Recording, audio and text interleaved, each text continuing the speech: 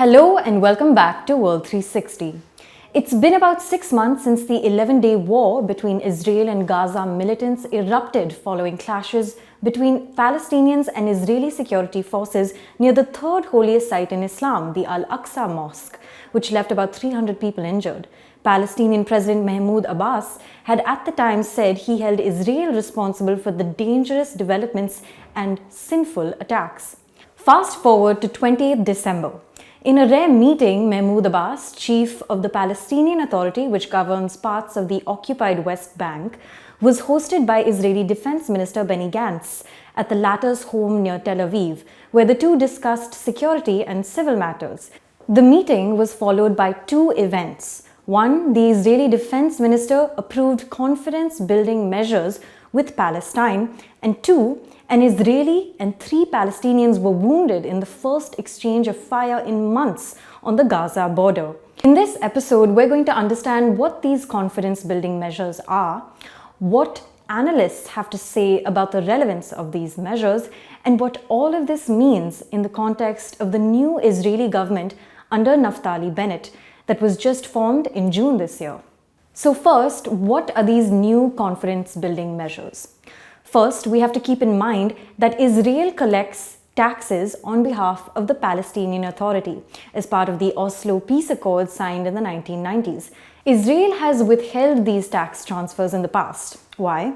According to a report by Associated Press, Israel says the payments fuel terrorism, while the Palestinian side say they provide crucial support to needy families. However, with these new measures in place, Israel will reportedly provide about $32.2 million in tax revenues to the Palestinian Authority. This is similar to what happened after Abbas and Gantz met in Ramallah in August this year, after which Israel handed over about $160 million. In fact, during the August meeting, Gantz had remarked, "If the Palestinian Authority is stronger, Hamas will be weaker." According to the new measures announced by Gantz, Israel will also approve residency for roughly 9,500 Palestinians, 2 months after it granted legal status to some 4,000 Palestinians. Al Monitor, a news website based in Washington, D.C. and launched by an Arab-American entrepreneur in 2012, noted that some other measures included a green light on entry permits into Israel for Palestinian business people, Palestinian Authority officials, and VIPs. So what's the buzz around this? Shortly after Gantz and Abbas's recent meeting, Hussein al-Sheikh, head of Palestine's General Authority for Civil Affairs, referred to it as a last chance before an explosion and a bold attempt to end escalated actions against Palestinians. But Israel's right-wing opposition party, Likud, wasn't so happy, saying the concessions are dangerous for Israel's security. Let's not forget that current Israeli PM, Naftali Bennett, who has long opposed Palestinian statehood, leads a coalition of parties from the Jewish nationalist right, the left, and the center.